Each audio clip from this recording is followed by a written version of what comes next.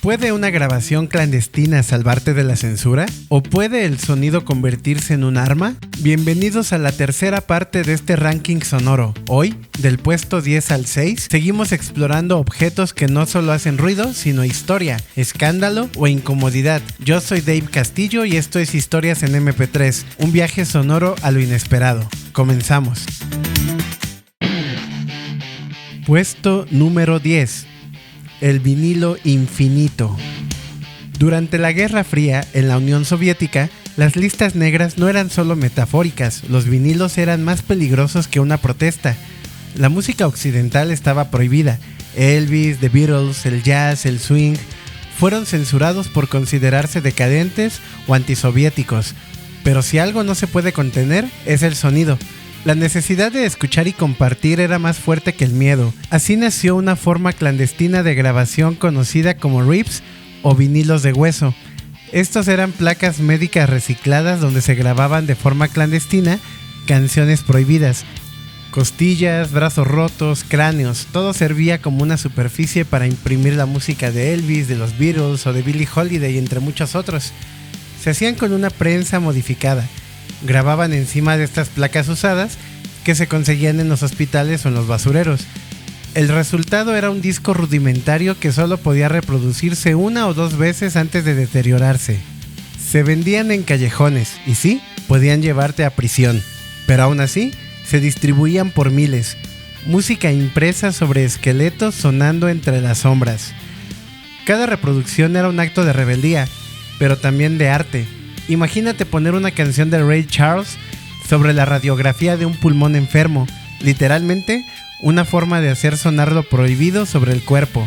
Era arte, resistencia y un poco de Frankenstein musical. Hoy son piezas de colección, pero antes era la única forma de escuchar lo que el régimen no quería que sonara, porque a veces lo más poderoso no es lo que se dice, sino lo que se canta con una clavícula. Puesto número 9. El silencio más caro de la historia musical. En 2006, Microsoft quiso competir contra el iPod y fracasó tan fuerte que su nombre se volvió sinónimo de error de cálculo corporativo y terminó enterrando una fortuna. Su reproductor de música llamado Zune prometía hacer una revolución social. Podías compartir canciones por Bluetooth entre dispositivos, pero había una trampa. La canción que compartías solo podía escucharse 3 veces o durante 3 días. También ofrecía una interfaz elegante, mejores audífonos, incluso contenido exclusivo. Pero todo eso llegó tarde, muy tarde. Mientras Apple construía un ecosistema cultural y YouTube cambiaba la forma en que descubríamos música, con Zune los usuarios no entendieron las reglas, los artistas no vieron beneficios y los fans, bueno, simplemente no lo querían. Para el año 2011, Zune ya estaba descontinuado y así se convirtió en un ejemplo sobre cómo no hacer marketing musical. Pero hay quienes todavía lo coleccionan, porque sí, fue un fracaso, pero uno con estilo.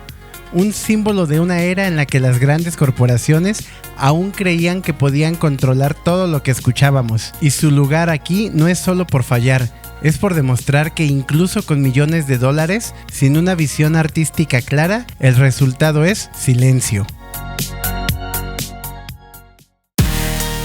Puesto número 8. El sonido como arma de control social. No todos los objetos que suenan están hechos para entretener. Algunos, de hecho, están diseñados para hacer todo lo contrario. Imagina una bocina que no solamente se escucha, sino que duele.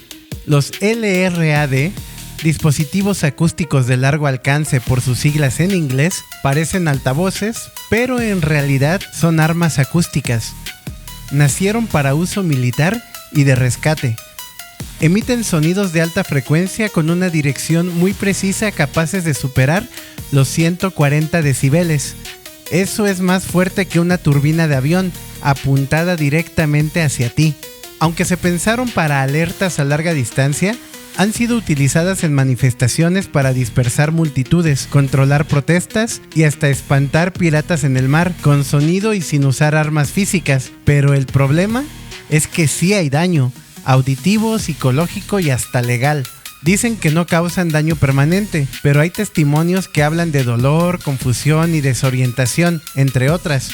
Algunos incluso reportan zumbidos persistentes después de estar expuestos. Son tan direccionales que pueden enviar un mensaje o un tono insoportable a más de 300 metros sin que nadie a los lados lo escuche.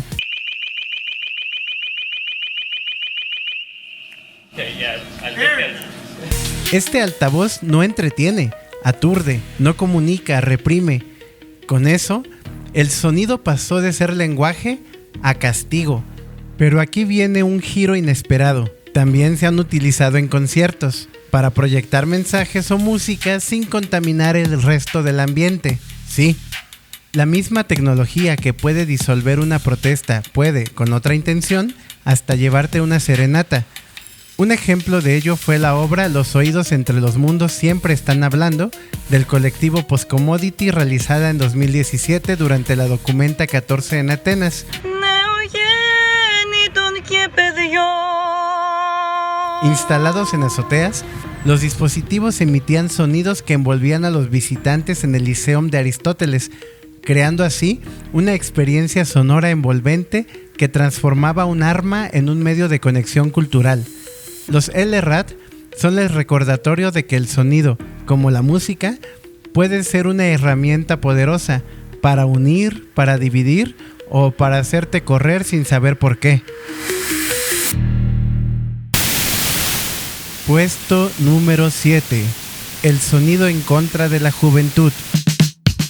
Imagínate entrar a una tienda y darte cuenta de que sin saber por qué, sientes incomodidad, como si algo en el ambiente te repeliera aunque no puedas señalar o saber por qué. Eso probablemente sea ruido rosa. Esta es una frecuencia que afecta especialmente a los oídos de los jóvenes. Algunas tiendas, sobre todo en zonas con alta afluencia de jóvenes, lo utilizan estratégicamente. Lo emiten en bocinas exteriores durante la noche. La idea es que sea molesto para grupos de adolescentes, pero imperceptible o tolerable para adultos mayores. No hay que confundirlo con su primo más conocido, el ruido blanco.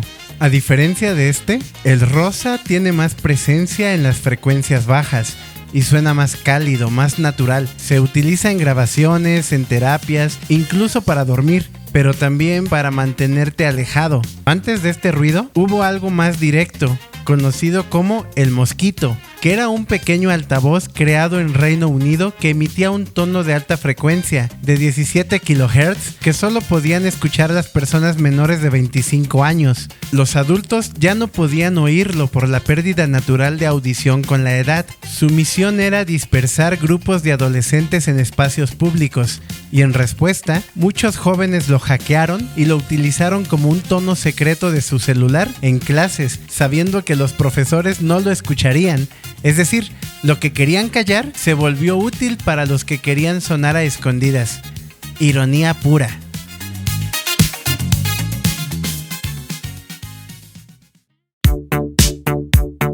Puesto número 6. El primer hit del nuevo milenio. ¿Recuerdas este sonido?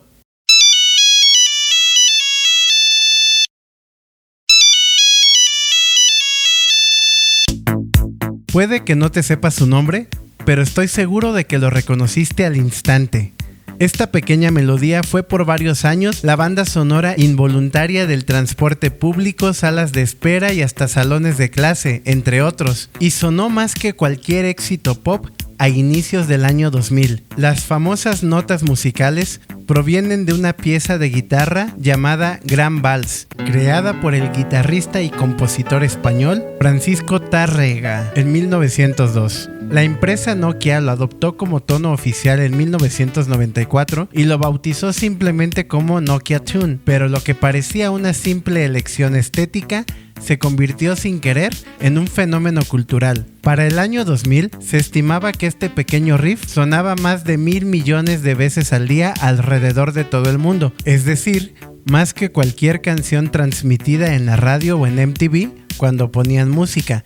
Literalmente fue la canción más escuchada del planeta sin que nadie la pidiera. ¿Y por qué es polémico?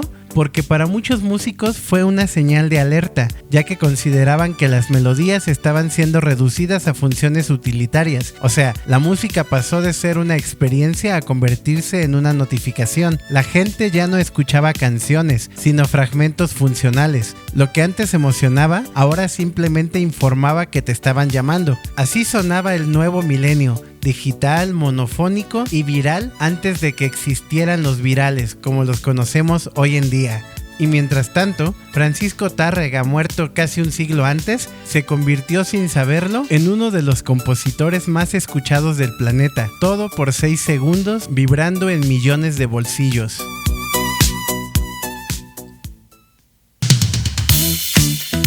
Y hasta aquí esta tercera parte del conteo. Si acabas de levantar la ceja, reírte por lo bajo o pensar ¿eso era cierto?, entonces estás escuchando el podcast correcto.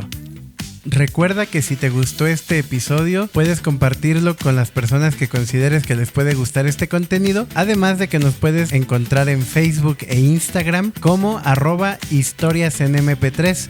Ya casi llegamos al final de esta lista, pero mientras tanto, puedes revivir los episodios anteriores en Spotify, Apple, Amazon o donde sea que escuches tus podcasts favoritos. Yo soy Dave Castillo y esto fue Historias en MP3, un viaje sonoro a lo inesperado. Hasta la próxima.